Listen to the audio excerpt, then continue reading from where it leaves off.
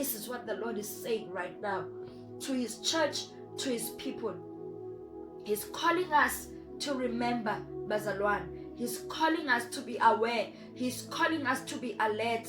Hallelujah. And not take this thing as if it's just it's just the effect of COVID-19. This is no effect of COVID-19. This is the enemy at work trying to pull you away from your place of faith, from your position of faith, from your place of victory. Hallelujah. Don't allow the devil to take you to a place that you have prayed yourself out of, to take you to a place osuthandaza iminyaka ukuthi uphume kuyo. Don't allow the devil to push you back there. Don't allow the devil to push you into a pit okuzoba nzima ukuthi uphinde uphume kulona.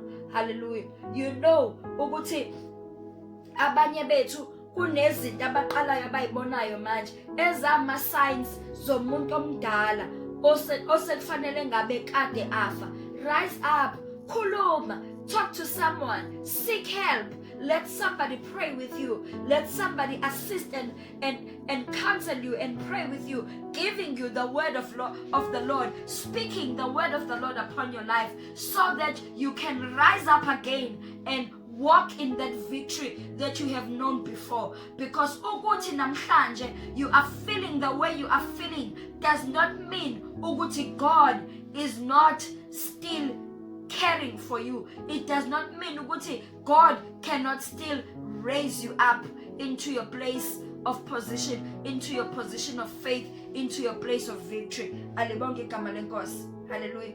How are you to do this? By resisting him. Hallelujah. This is what the Lord is saying.